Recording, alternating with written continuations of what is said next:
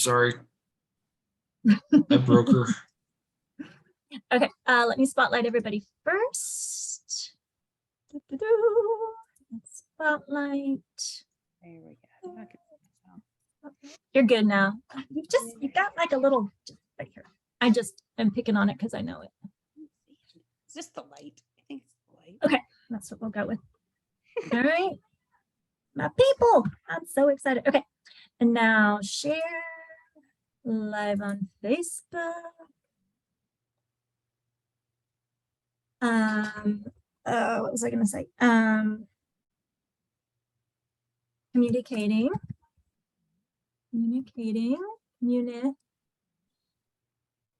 your Duchenne needs to the school. Communicating, COMMUNICHANG.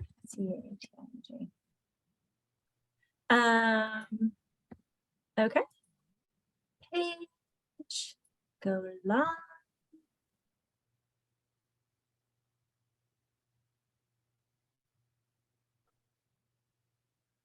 You're live.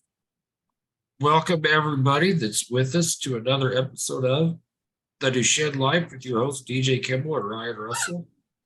I know Thursday's your favorite day of the week because that's the day you get to see our show, and we appreciate all of the love out there. Even if you don't express it, we'll just assume you love us. We are very pleased to have some special guests with us. We have Heather Binbrook joining us once again.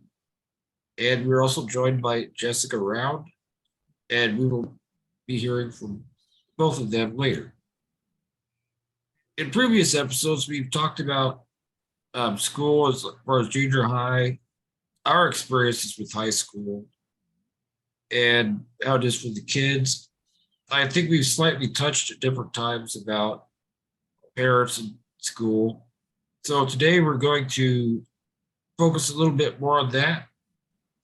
And before we start, we'd like to have our guests introduce yourselves. Jessica, since Heather's been here before, we'll have you go first. All right. I'm Jessica Round. I live in New Orleans. My husband and I have been married for almost 18 years. We have our oldest son, Wyatt, who's 16. He has Duchenne. We've been knowing since he was 1. And then we also have a 13-year-old Winston who does not have Duchenne. So I'm here to talk about school and all the fun things that go with having a Duchenne child in school. Thank you for having me. Thank you for coming. Okay, Heather. I'm Heather Binbrook. I am a school counselor, certified school counselor in Texas, and I'm also a licensed professional counselor associate in Texas, working on my full licensure and those 3,000 hours. So I do private and school counseling, and I've been doing that. I've been in education for 14 years, private practice for 1 year, doing both at the same time. So lots of kiddos that I've worked with over the years. Well, I have to say, wow, Heather, that 3,000 hours is why I'm a life coach and not a psychologist or counselor or therapist. Yeah, it'll be worth it. It's a little rough, but it'll be worth it. Oh, it will. You know, I wish I had counselors and stuff like you when I was in school. Oh, you're so sweet. If my high school counselor's watching, I still like you, okay? You know. All right. So I just broke one of my rules. I don't start things with so. And DJ agrees. I do as well. We're going to talk first about the elementary years. One good thing about being in high school is you've been through all that too. The way we're going to work this is I will be asking Jessica questions primarily, and DJ will be asking Heather questions. In each section, we'll have everybody talk, and I'm sure we'll have some it'll just be great to hear Jessica and Heather, like to hear the two of you talk to each other. So what are some of the common needs of students with Duchenne and their struggles in communication during the elementary years. Jessica, let's start with you, just from what you've observed with your son. Sure. So we knew going into school that Wyatt had Duchenne. So we kind of started a little ahead of schedule, as some kids don't get diagnosed till they're already in kindergarten, but we were able to know that before and kind of start planning ahead of time. But of course, we walked into our school and nobody knew what we were even talking about anyway, and we barely knew what we were talking about. Luckily, we had a physical therapist who was very involved, and which I think is a game changer, to have somebody who really kind of knows and is ready to learn what your son can and can't do along with you as you're doing it. So, it's really hard when they're that little and in the back of your mind that they shouldn't be playing on the playground and going up and down the stairs and hanging from the monkey bars, especially when they look just like all the other kids and pretty much keeping up the same pace. So we kind of started some things while they're in kindergarten, first grade, with having a buddy with him in the playground. But it's still kind of hard, nobody really wants to sit around and not go play on the playground. So, but if you kind of started early, that worked out. We didn't want him sitting on the floor in circle time a lot, to get up and get down and just burn his energy when he could be using it for kind of playing outside. So we also had like a little chair there. But as most of us know, these little guys are very stubborn, and a lot of times they wouldn't sit on it. And so I think that part of the conversation with teachers too is we still got to give them a little leeway. And it's, in school, they want a lot of things black and white, like you do it or you can't do it. And he would get in trouble because he would do things. One time I remember he hung from the monkey bars, and my husband and I were like, yes, he hung from the monkey bars. And they're like, he can't do that. And so it's hard. And I think that would go to you, Heather, like the part of how do you explain that we do have to have you, it's a gray area. You still want them to be a kid, especially when they can still do it, but you want them to be safe in those areas, like on the playground when they're that little. I'll let you kind of jump in if you want to say, because Yeah. talk to him, because we sit down, we talk at the beginning of the year, and now we figured out we'd have to talk multiple times a year. But just laying the groundwork from the get-go. Yeah, and I mean, I think ultimately, I might have mentioned this before in other webinars as well, but ultimately, just bringing that knowledge, that information into the schools, because it is rare. When we had our first child with Duchenne at the elementary that I worked at, honestly, like sometimes we have to look it up, or we have to go to Mayo Clinic to look up, what we should and shouldn't do and things like that. So when you come, like you said, you came in with that information, and having those conversations and having that open communication with the schools. I always say, I'm a little biased, but I always say go to the school counselor, because school counselors, I mean, we're there to listen. Now, you might not have that experience with every school counselor, everyone, just like, the normal world everywhere is different, might have a different personality, but most of the time the counselors are going to be the person that is going to be able to listen and bring those people together to kind of form, like, not a committee, but kind of like a committee, I guess, a group of people with common knowledge that need to have that knowledge to make sure that we can support the kids in the school, and explain that there is that gray area, because you're exactly right, because you want them to be as normal as possible in school, and you don't want to give too many limits, because then that's stifling for the kids. And like you said, it's hard to explain to a 5-year-old that they can't just go run out to the playground and run and play like every other kid, because their brain development isn't there yet to understand that difference.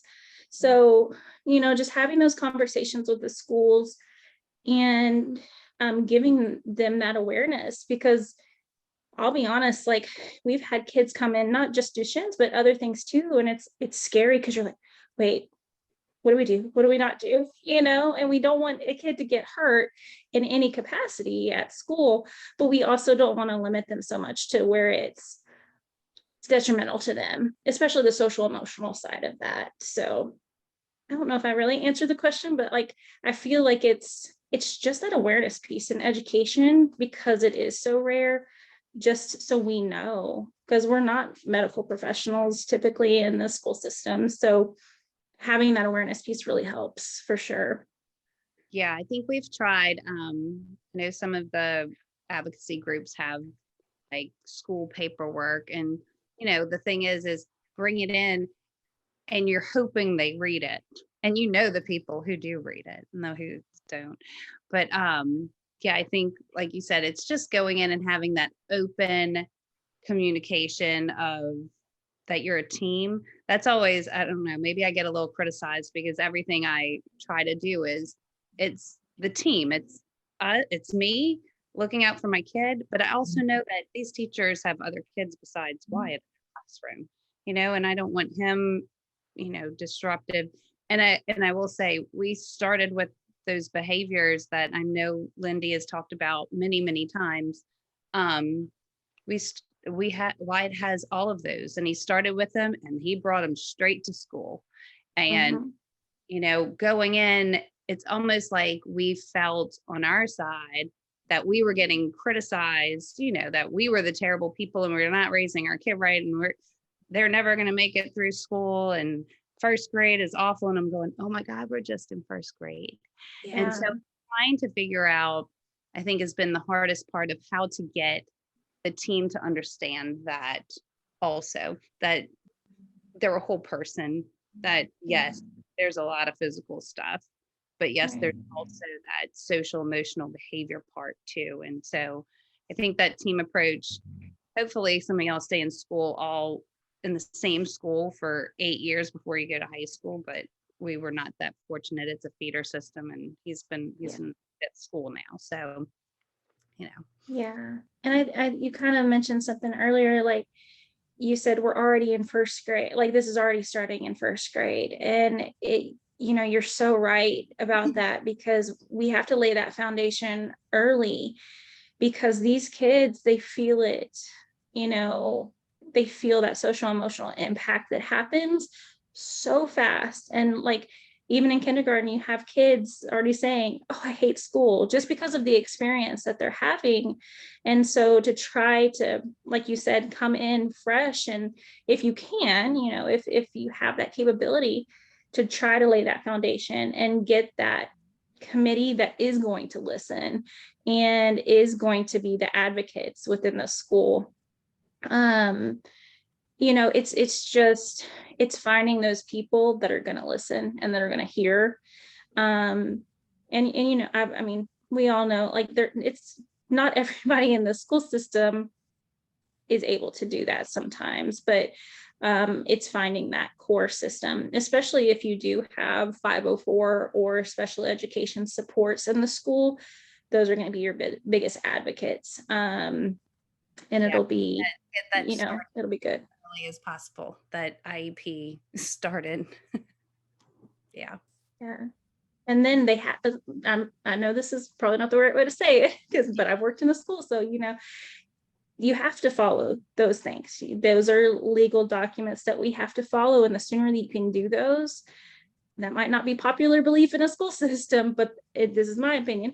The sooner you can get that started for kids and advocate for it and push for it, don't hold back, but get that 504, get that. If you can't get special education services right away, push for a 504 until they will get that for you, because a 504 can happen immediately within 5 days of a document, and special education paper will take a little bit longer. but the sooner you can get that foundation in there of those services, the sooner it has to be followed, and pushing for those accommodations without limitation, like without limiting them too much too. So it's kind of a balance. It's kind of hard, going and getting the PTs involved and the OTs involved, doctors involved. Invite them to the meetings too. Like I know they probably wouldn't be able to make those, but the whole village, I guess, in a way, in a sense. Yeah, because our physical therapist has been with Wyatt since first grade. So she knows things before I am thinking of things, because she will know the next school. And so she's like, this is what we need to get ready. So if you can find that person and then build that relationship, I think, especially knowing that they're going to follow you for a long time, it's the best, thing to do in the beginning. Definitely. Jessica, you mentioned a physical therapist.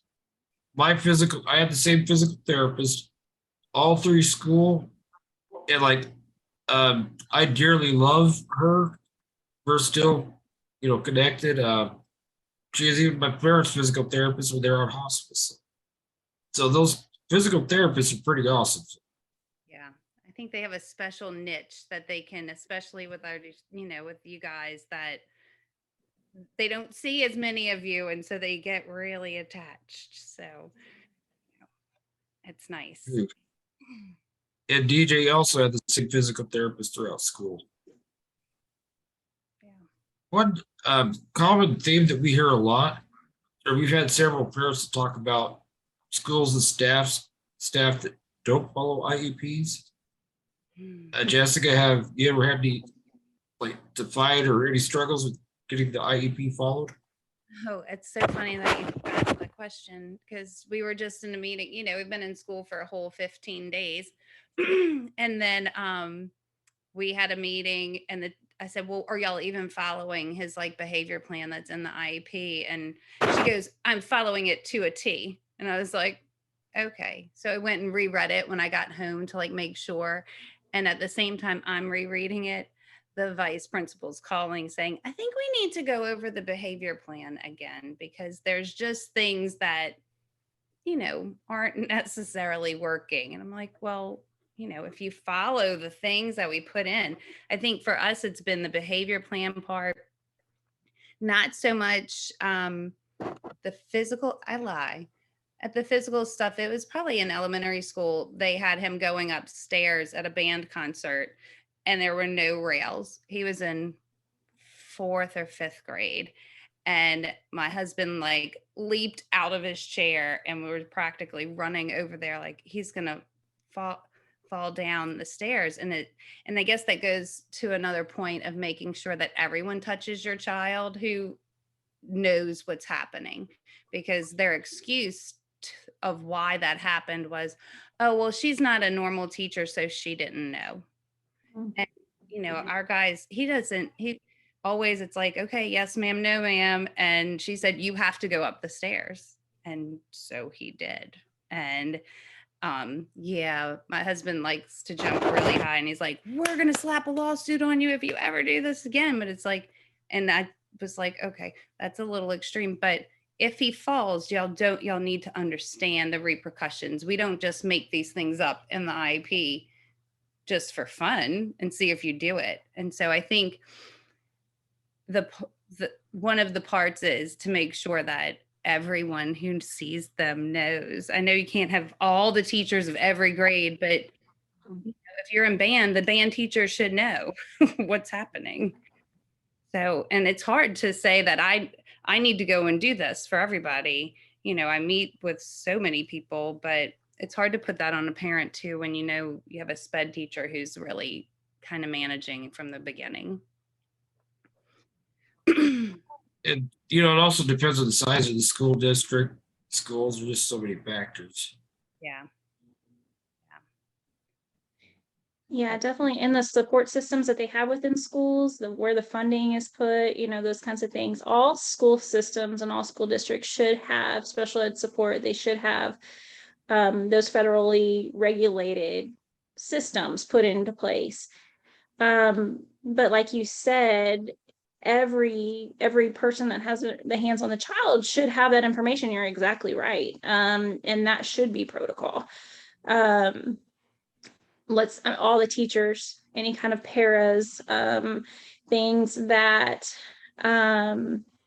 like, I even think we even consider, like, from my experience, we consider who's on lunch duty, the specials teachers, the nurse, obviously, OT, PT, whoever is involved should have access to that.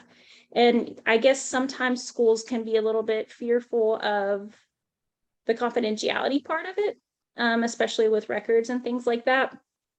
But I think the only extenuating circumstance would be like a substitute teacher or something like that. Give them as much information as they need and kind of like an overview and a plan, but not the details of everything.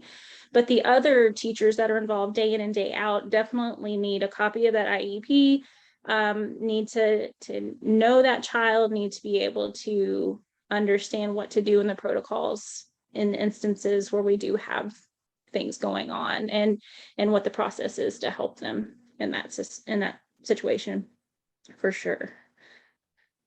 I see Lindy putting subs are fun. That's one of our things at IEP, actually. So we can talk about that next. I see DJ's got a question for you. Let's see, just real quick. One thing they might put, Lindy said, is talks about the repercussions of the fall. Really, you ought to consider a fall for somebody with Duchenne, especially if they're on steroids. Like you want somebody over 80 falling. If you don't want your person over 80 going up steps like that, you don't want your person with Duchenne. That's a good comparison to kind of bring it to them like that. Yeah. And yeah, we all have fun sub stories. But Heather, I'm going to ask a question for DJ, or read what he wrote. Heather, do you have any tips to help make the process between the school and parents to ensure everything is implemented better? Well, first of all, is the connection. I think the first step is finding your connection. Whoever that is, like I said earlier, like whoever's going to listen to you, whoever's going to really hear you. And after connection, communication. Kind of looks like I'm on a C theme right here. But connection, communication, and then just like continued connection, I guess, or continued relationships throughout the time. And if something's not going right, say something. Like, don't hold back. I can probably say that majority of the time, if something's not being implemented, it's not because somebody doesn't want to, it's probably because they don't know. Either they don't know or they've forgotten because of the stressors in education, because it's increasing. The stressors are increasing in education. But I don't think anyone would ever, hopefully, not have any malintention there, but sometimes just a reminder. And year to year, just keep it up. Like, just keep communicating with those teachers. Most of the time, like when it's an IEP or something like that does translate from year to year to year. And there's yearly meetings and updates and things like that happen. But they don't have all the information and the experience that the teachers had the year before. So implementing that at the beginning of the year, or honestly, like before school even starts, is my suggestion. I always tried to have like my 504s with my medical kiddos before school started, so everyone is aware, and we're not already starting the school year and the stress is already starting, and everybody's like, oh, okay, yeah, I got to do that. Let's start it before school even starts, and lay that foundation super early, when it's a little less stressful and the kids aren't back yet, that kind of thing. So that would be maybe some tips and the process, I guess. Yeah, I'll add to that too, because we've tried, and I guess learning through the years, we need the meeting before school starts and the introduction to the teachers. Like, if I just come and meet the, principal, that's not going to help him or anybody else. And so we've kind of made it where he meets the teacher, we kind of walk a schedule, just to kind of lay a good foundation. And I usually send a letter to all the teachers like, hey, here's your new student. And I've shared it a few times, and it's, it's going to be hard. And last year we even had the teacher who was like, oh, I got this, blah, blah, blah. And then like a week later sends me this horrible email. And it was like, whoa, we told you this was not going to be easy. And she actually admitted, which was great. She said, I really just thought it was going to be fine, that he was really just a regular freshman coming in and he just had some behavior quirks. And so I think a lot of that happens is they don't really believe what we're saying when we say our kid is awful. I mean, hopefully DJ and y'all weren't those awful kids, but I mean, I go in saying he is hard to deal with. And, it's a whole, go in open-minded and go in to be on his team, because if you go in thinking you're going to fix him, you are going to get nowhere, and you can't fix him. We've had him for 16 years and look at what he is. This is him. And so, I mean, we've been working on getting everything in control since then. And so I think that's a big struggle in school is, not listening to us when we say these things. So I go prepared. I give them a letter. I say a little talk. We meet everybody. And then I pretty much say, see you in 2 weeks when you didn't listen. And I have met 2 more times since the beginning of school on August 9th. So, I think we go in open-minded and hoping that everything's going to be the best, but I will say I'm totally prepared every year knowing it's hard. It's hard. I mean, it's hard for us, and it's definitely going to be hard for them because they don't have to love them unconditionally, So that's my 2 cents on the meetings beforehand. Do them. It's worth the effort. Yeah, definitely. And you kind of hit something that made me think about like the importance of building that relationship with the teacher for the child. And there was one year, different situation that I had a child that was autistic, that was in the school, and also high anxiety. And the mom gave us like a brochure with all his information, like a picture of him, what he likes, what he doesn't like. And I was like, I wish we could have a brochure on every kid. Like, this would be amazing. So the fact that you're coming in with that letter and that information about him, at first it kind of threw us off, like, wait, I've never seen this before, but I was like, this is so good. And it truly gets us to understand the child and who they are, what they like and they don't like, and be able to kind of figure out who they are as a person, as that whole child.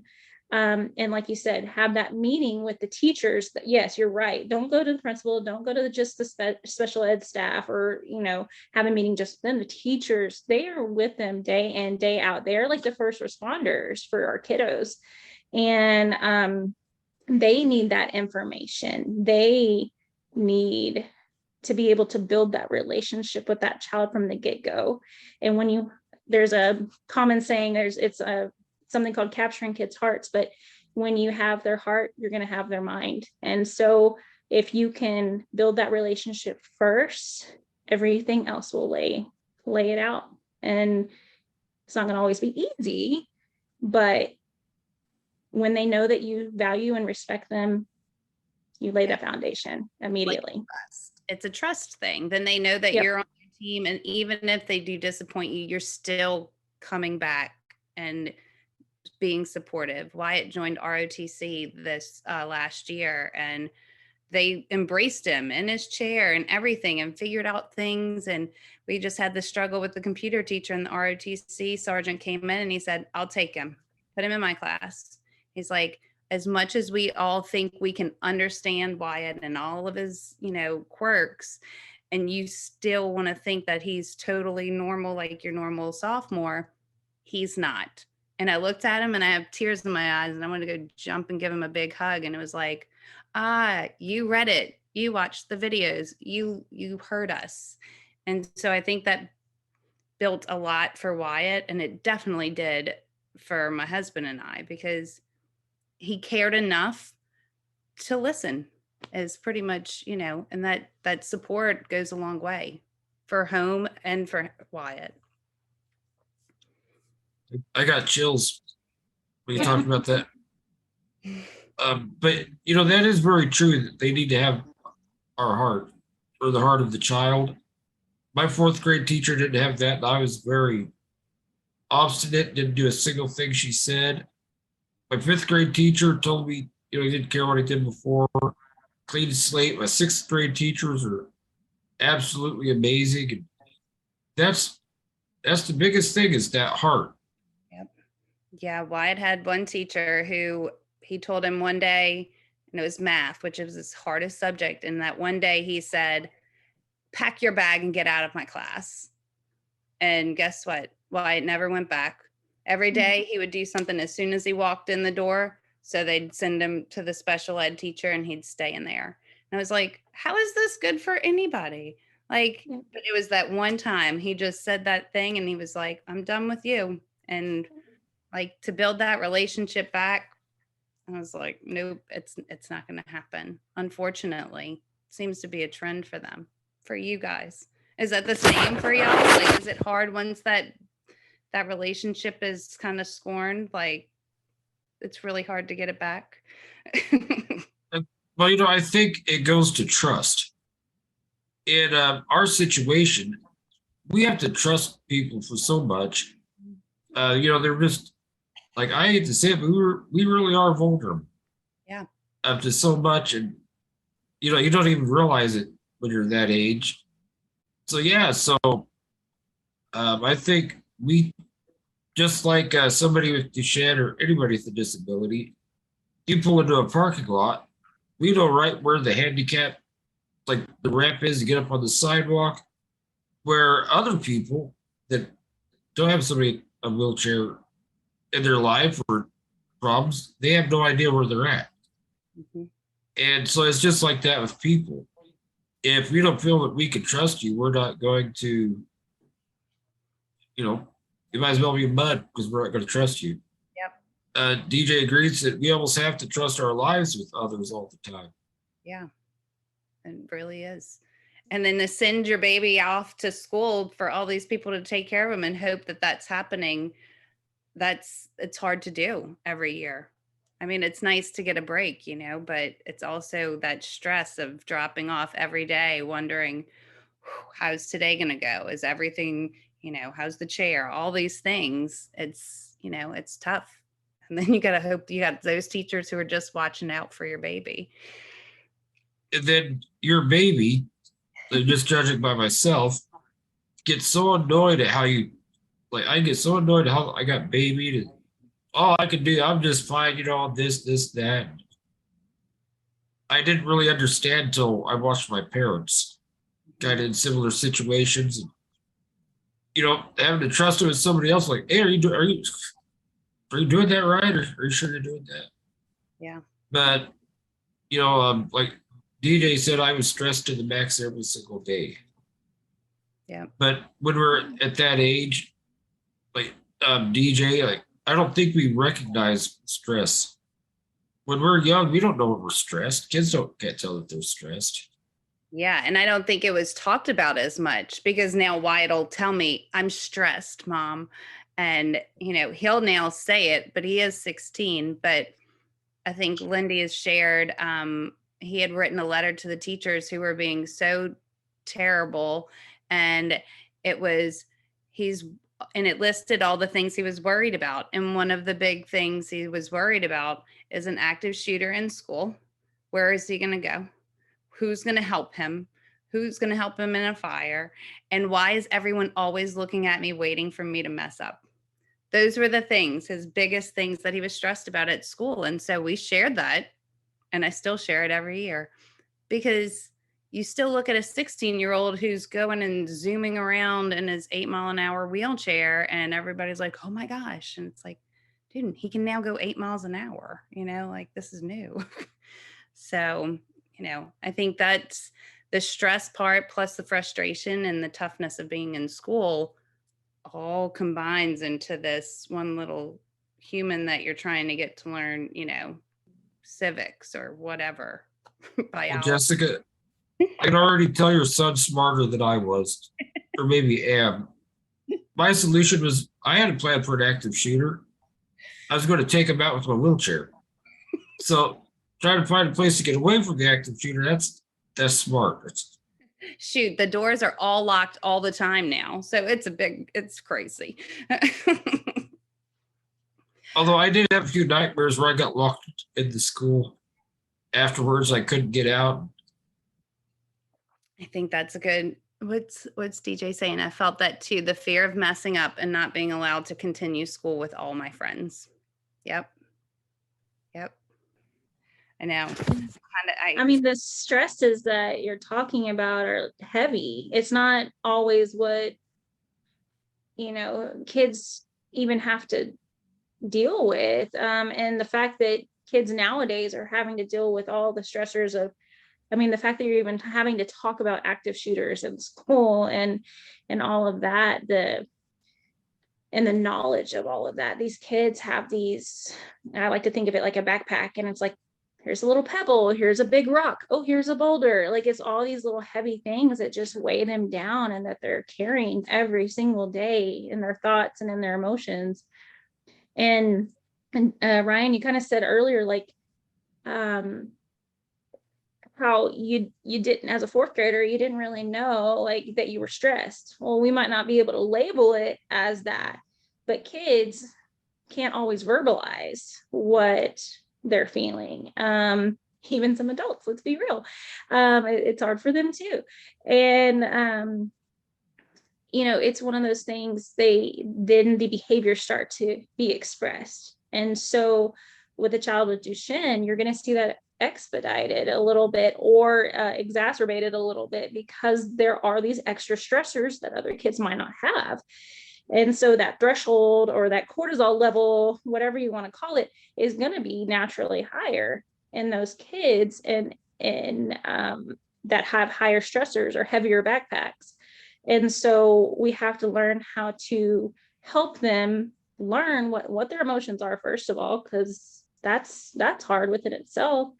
And then learn how to emotionally regulate. And that's where counselors can come into the schools too, or school psychologists, that kind of thing, to help the kids develop those social skills, emotional skills, and that emotional regulation to reduce those stresses, because it's heavy. It's heavy for kids. I think That is the challenge. Oh, sorry. Go ahead, Jessica. Go ahead, Ryan. Oh, I just because so schools, we have these early morning like breakfast programs, free lunch programs, and that's something that for kids that I don't want to say exactly why it was started, but there are some kids, maybe a whole life that's not the greatest. Well, that's the way they get breakfast, they get food, they get that basic need met, but there's no school like free lunch program to help you get over Duchenne. So it is just a lot more challenging.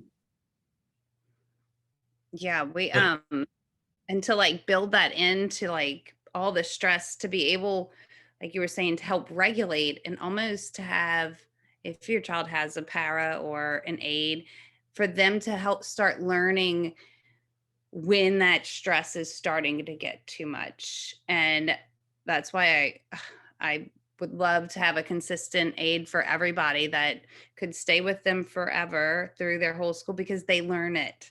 They learn, okay, he's tapping his pencil, let's go take a break.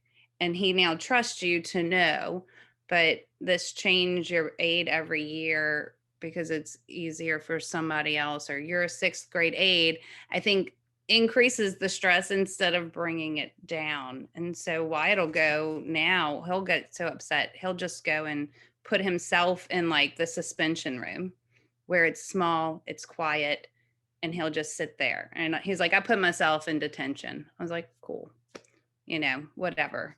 Just don't do anything really dumb. Just go sit in there. And he's like, that's what I did.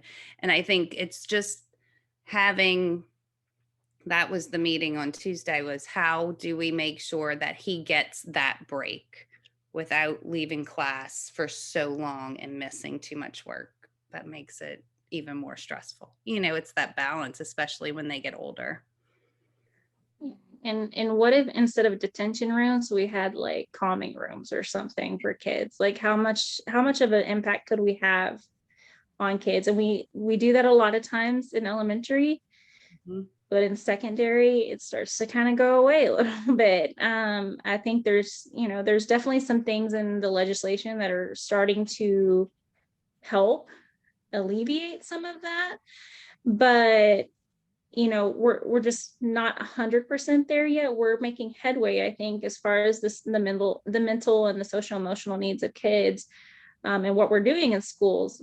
But like, how beneficial could it be, like where they just go, I need a break, instead of doing something that they're not supposed to do to get them into the place that allows them to have a break, so it would be amazing if we could do that. I just had a breakthrough. That's why I did so much bad stuff in 4th grade. Like I would mess up, act up, so I'd get kicked out of the class. It's escaping. You're escaping You're the right. situation. You're escaping the stress. And I mean, we do that. We either put a wall up or we escape. It's fight or flight. It's what it boils down to. And kids are going to get what they need in whatever way they can. So what do we typically see? We see behavior. Oh, you see, that's fun. Now I feel like, oh goodness, it really isn't just Wyatt. It was Ryan too. Even we need all the time. Yeah. They need a chill room. Yeah. Instead of detention, we'll call it a chill room. Yeah. Yep. Yeah. At the elementary I worked at, we had calming corners. I put one in every single classroom, and kids could just go into the calming corner. Some teachers were more open than others, but naturally so. But I am starting to see that a little bit more in the new role I'm in as a social emotional learning counselor at the secondary levels now. The fact that we even have that role is amazing, because that is unheard of and up until recently. Just recently, like a couple years maybe max. But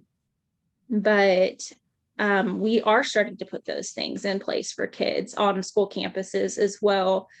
Sometimes the problem is limitations of staff too. Like there's one of me for 3 campuses, so that I'm split between 3 campuses. So it's getting there. We're going to get there. But we're just not there yet. And I think that's just historically, it hasn't, mental health has not been a priority, but I think we're going to get there. Like I am very hopeful, and putting those chill rooms, I call mine my Zen den, like, so whatever they want to be called, as long as we have that relaxation place for kids, we need that. They need that. We need that as adults. So we know that they need that too. Yeah.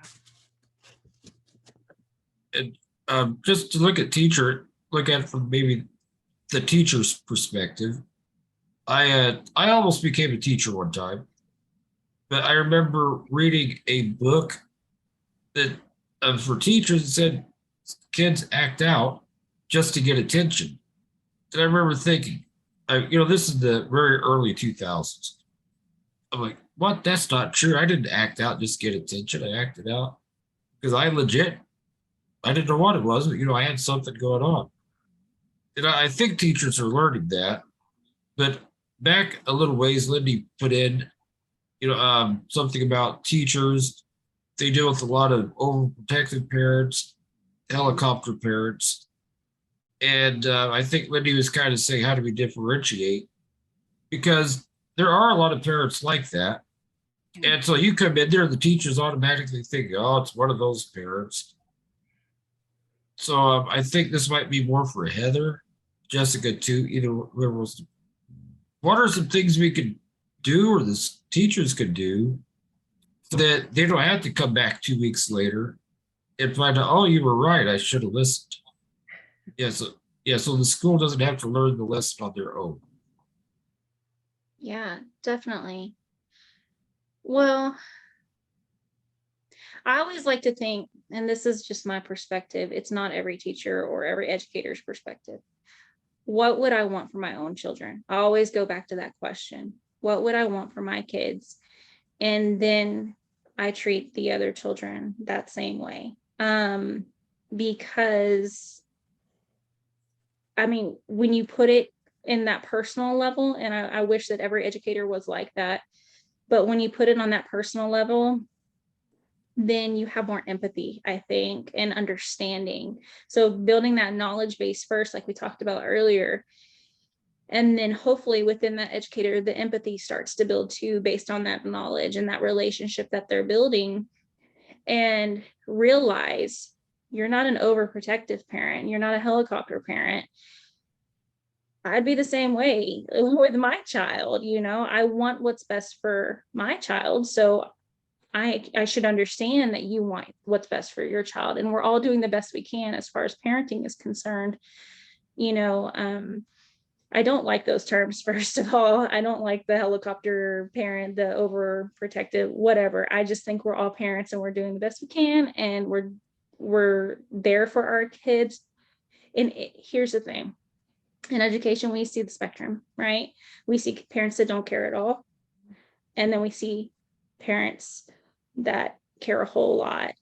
And it doesn't, to me, it's like I would rather have the parent that cares a whole lot than not at all, because then you have a team to help that child versus feeling like you're in it alone in education to help that child. So from my perspective, I don't see it as helicopter parent. I just see that they're caring about their kid and they're trying to advocate. You are your child's best advocate. And so that's my perspective, but I also understand that that's not everybody's perspective or perception of parents in the school system too. And a lot of it, I think, stems from fear of having our hands tied in education, and fear of something happening or coming back on us if we don't do something right in education as well. Because let's be real, there have been lawsuits and different things like that have come along that scare people, so. Yeah, and there's still all the expectations put on that teacher, especially when most of our kids are all in inclusion classes. They're not in a small setting with just 3 kids in the special ed area. They're with all, there's 20 kids in a classroom. And so they still have the expectation of getting the rest of the kids to meet whatever bar they need to. And I'm just saying, I want to get my kid through school. Like, I will say, this new counseling movement in the high school setting has been great, because as much as we all want our kids to graduate and get straight A's and go off to big universities, or think they want to go to big universities, I had the counselor call me the other day and she's like, let's get real. Like, what does he want to do? Do we really want to put him in geometry where he's going to hate every day? Like, we can change some things around. And to have this new advocate with me saying, let's help him. And you're going, whoa, where did you come from? Couldn't you have been with me forever? Like, let's make the plan in high school so it's fun. Like, it should be a fun 4 years of school. Yeah, you're going to learn some stuff, but let's make sure it's not all dreadful stuff. My husband, in his head, he's like, I mean, I hated school. I'm like, right. But did you hate it? And you it struggled, every ounce of you hate it? And he's like, well, no. I'm like, right. So I think our boys have so much to struggle with every day. And then if you can try to make school a little easier, then that takes one of those pebbles or rocks out of their backpacks, just, to get through the day a lot easier. Better for mom and dad too. DJ said, I would agree, education is great, but life skills and enjoyment is much more important. Yeah. If I had my way, I would have, well, I was going to be either a CIA agent, special forces soldier, NASCAR driver, or a mechanic, just based on my siblings. But yeah, like I never had a plan. Nobody just knew that stuff's going to be hard. Yeah. I don't know how I got a PhD, but Jesus, good for you. I managed it. Let's see. DJ, do you have something? I think, we've been here about an hour now. I think we're going to definitely have a sequel to this. Yeah, I think Maybe even a trilogy. So DJ, can you share your experience again about how dependent you were on Fears of the Fear? That's what Lindy asked. Stop me, it's Lindy. While DJ's typing that, I will say it was great in high school because my guidance counselor basically let me come in after they made the schedule and make my own schedule. I had the same math teacher for 3 years, or maybe 2 years, because I'm like, hey, this teacher works well for me. I want this teacher. So we arranged it. I got that teacher. Yeah. But that's also because, I don't know how to schmooze. Yeah, that's what I try to do. I try to go in there and like, okay, we got to change some of these things around. Like we don't need to be crying on the way home every day and we're just on day 4. Like this is not worth it.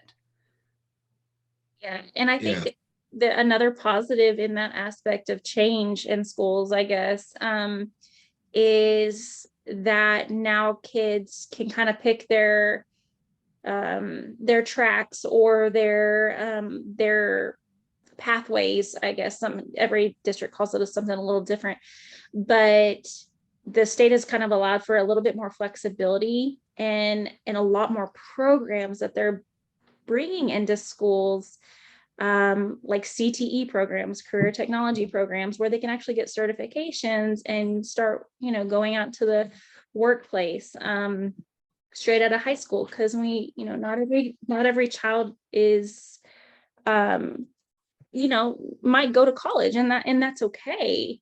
But to bring those programs into the high school level I've just noticed a huge benefit. Sorry if y'all hear my dog in the background. But having that flexibility so they can actually pick something that they have a passion for. So that's been a really nice thing, especially now working at a high school.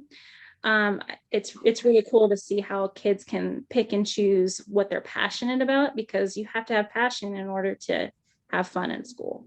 And to go through and get a PhD. I mean, seriously, you had to really like it to keep going that long. Well, I like learning. I just don't like homework. But somehow I made it. Okay, let's see. We got DJ's answer. When in high school, the school offered me no help with school, and the reliance on my friends was all I had. The biggest issue was always worried for each class because I only had usually one friend per class. And if they were absent, I was without help. That was what consumed my every thought. Yeah, we're definitely going to need a sequel so we can talk about that. And I was lucky. I made friends with the special education teacher. I didn't have a locker. I had her desk. Yeah, Wyatt. Yeah, I'd go because I tried to use lockers my freshman year, and so many people got so mad at me, like, hey, I only have so much time to get to class. Me too. It all goes back to that relationship, right? You had a relationship with that teacher. So, it really can start there. That's the most powerful thing in a school. I always go back to that. Relationship is key. Yeah, totally agree. Yes. We kind of changed. We were going to talk about elementary school, middle school, high school. I think we just kind of did a broad overview of all schooling and all education. So I think, so that's great. So next time we meet, let's do one where we just really pinpoint, specify elementary, middle school, high school.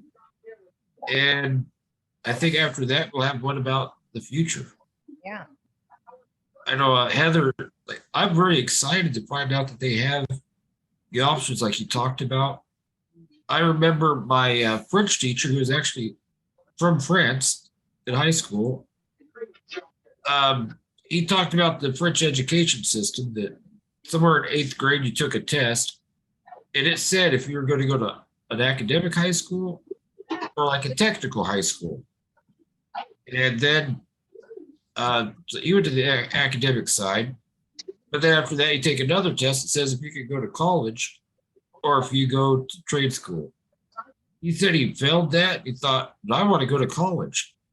So he got a bunch of tapes, learned British English. It was British English. Came to America as like a foreign exchange student. Well, they sent him to Texas. He said his British English was no preparation for Texas. Got there, hey, y'all want to get out of the pickup and go down? What? But that is great that America's doing that. Yeah.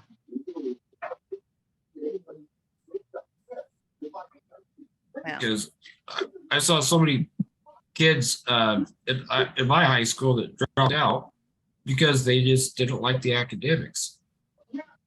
My husband says he wishes he could go back to high school since now there's so many options. Yeah. Nice. Well, Good. we really appreciate you being here today. I think we're going to close it down. Lindy's blowing everybody kisses. And, so catch those for DJ and I, please. Thank you for being here. We'll be back. I don't know if it'll be next week or somewhere after that, but we will definitely have both of you back. Thank you. I really appreciate it. Yes, this was great. Thank you for having me. Yes, thank you very much. And to any mother or parents out there, you can reach out to us. We'll always answer questions, or we can send your questions to Heather. Yeah. We're all pretty nice people. We don't bite. DJ might a little bit, but most of us are okay. All right. Well, thank you everybody for coming, and we will see you, or you'll see us next time. Thank you.